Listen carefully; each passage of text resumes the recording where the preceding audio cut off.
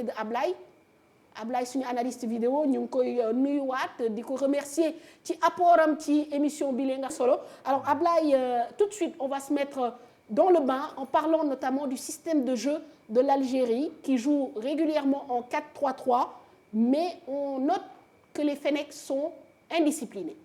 Oui, Mme Fatou, merci beaucoup de me donner la parole. Nous allons parler de la tactique à laquelle va opérer l'Algérie. Il est clair qu'il joue en 4-3-3. Donc l'indiscipline dont tu viens juste de parler, elle est réelle. Est-ce une indiscipline organisée ou bien?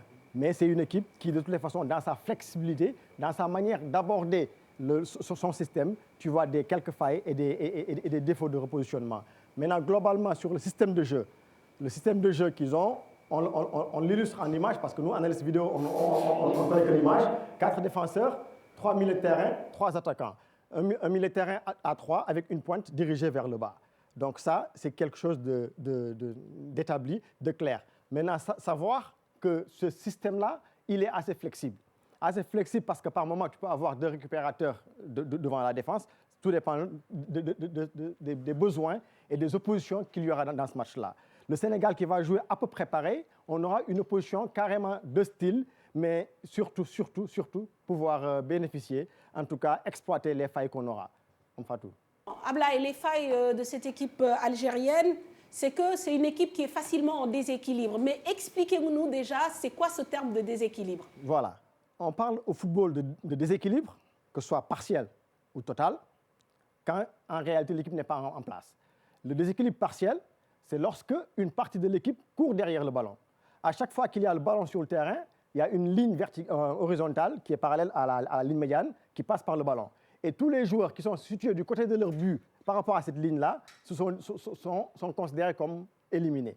Et à partir de ce moment-là, on dit que l'équipe est en déséquilibre puisqu'il y a des partenaires de l'équipe qui sont en train de suivre le porteur du ballon.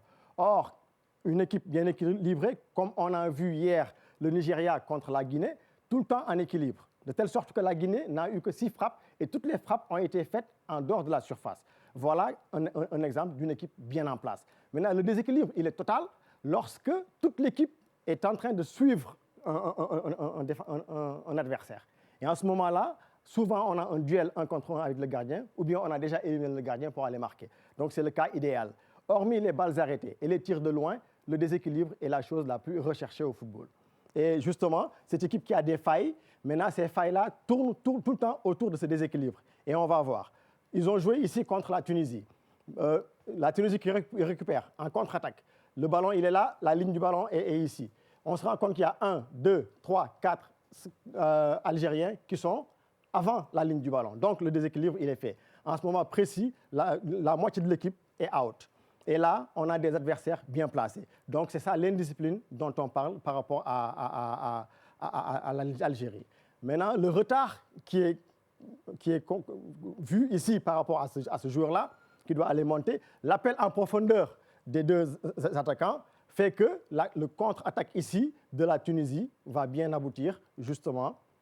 Et tout de suite, on avait 5 joueurs éliminés. Là, on a une passe qui casse des lignes, qui passe dans l'intervalle et qui casse des lignes parce que le déséquilibre va être accentué. Là, on a 1, 2, 3, 4, 5 joueurs éliminés, en plus de celui-là, par cette passe-là. Tout de suite, l'équipe carrément en déséquilibre, 3 contre 3 et une défense en recul-fuite. Et ça, c'est vraiment un aspect que le Sénégal peut exploiter. Il ne monte pas sur le porteur. Là, l'adversaire a créé de la largeur. En créant de la largeur, se donne 2 appels. Et les défenseurs algériens, ne montant pas sur le porteur, ils sont en train de faire un recul-fuite. Et ça va justifier le choix de l'attaquant tunisien sur cette action-là qui va frapper au but. Voilà. Un autre exemple de déséquilibre. Et de possibilités sur cette action. Voilà. Ils ont joué contre le Portugal. Et là, on verra justement qu'en plus de déséquilibre, il y a d'autres failles qu'on peut noter par rapport à cette équipe-là, Mme Fatou. Alors justement, parlons de failles. Il y a ce problème d'équilibre, déséquilibre, mais il y a aussi l'axe central qui a attiré votre attention, Ablaye. Axe central fragile. Voilà, un axe central avec de la qualité. Une qualité de relance une recherche de relance de balles propres. Et elle a aussi la qualité de ses défauts, ou bien le défaut de ses qualités. Parce que justement, on note assez souvent un manque d'attention de ces défenseurs. Ici, on prend un exemple. Quand ils ont joué contre le Portugal, là, on voit un défenseur qui est en train de communiquer avec son partenaire pour contrôler la course de l'attaquant. Ce qui va se passer après, c'est que justement, il sera pris au piège. Et ça, c'est un problème de réglage et de communication. Il est clair que celui qui est au départ du ballon va jouer dans l'espace en profondeur. L'appel en profondeur étant fait, le défenseur ici essaie d'absorber la course de cet attaquant-là, le numéro 17 portugais. Mais en essayant d'absorber cette course-là, celui-là a bloqué sa course. Et en bloquant sa course, crée autre chose. Et en ce moment-là, on se rendra compte que la communication, ni l'attitude des défenseurs algériens ne sont correctes. Et là, voilà, on a une opposition d'appel. Ici, avec le blocage de la course, on obtient moins de profondeur, ici plus de profondeur.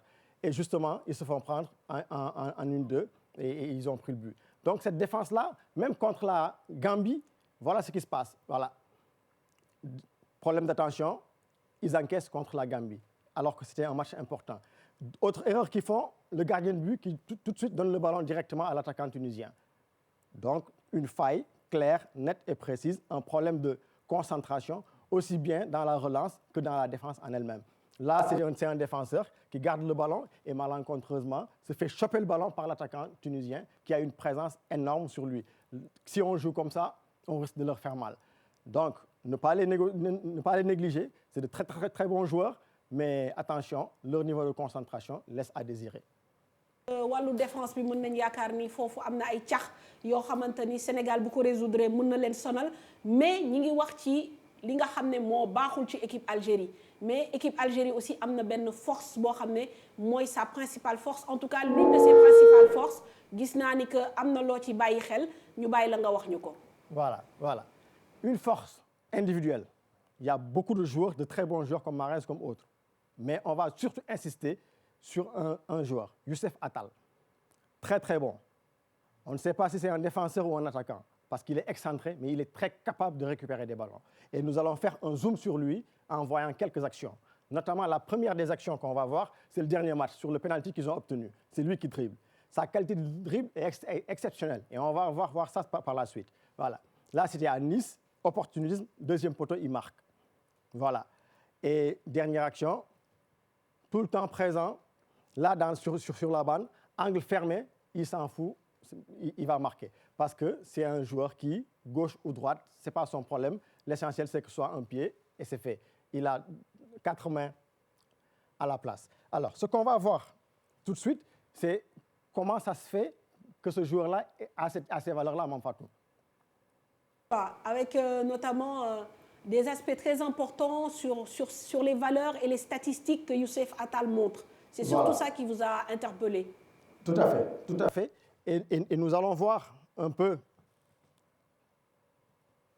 en valeur un jeune de 23 ans, mais quand on parle de pied fort, lui, c'est les deux. Quand on voit sa présence sur le terrain, il est plus à droite qu'à gauche, c'est clair, mais la valeur remarquable, c'est la qualité de dribble. Ça, c'est des statistiques données par Instat, mais c'est la première fois que je vois, en tant qu'analyste, une personne atteindre le niveau 100, en rouge ici, et en qualité de dribble. Et pour quelqu'un qui a une vocation plutôt défensive. Là, on a l'Observatoire international du football, CIS, qui compare Youssef Attal, par exemple, ici à Sadio Mané. Dans la comparaison, nous avons 6 points qui sont abordés. La percussion, la distribution, la récupération, la mise en danger, cette capacité à faire des passes décisives, la finition et la rigueur. Lui, il est à 81 d'indice de CIS, alors que Sadio Mané était à 82. Quand on le voit ici, c'est le seul joueur que tu vois être sur les 6 aspects, avoir une petite valeur. Quand tu vois ici pour Sadio Mané, la valeur, elle est plate. Ça veut dire que quand il s'agit de récupération et de rigueur, ni sa vocation, ni ses qualités, ni le poste auquel il est joué, ni le rôle que l'entraîneur lui donne ne lui permettent d'exceller là-dessus. Mais Attal, c'est autre chose, c'est quelqu'un qui donne pratiquement dans tous les aspects. C'est un vrai phénomène. Comparé à Youssouf Sabaly, pareil, il déborde de tous les côtés, en tout cas avec de meilleures valeurs. étant à 81, Sabaly à 73. Et pour finir, quand je le compare à Keita Baldé, qui, lui à 81, Keita à 80, il le dépasse un peu, mais voir tout de suite que c'est un joueur polyvalent, atypique.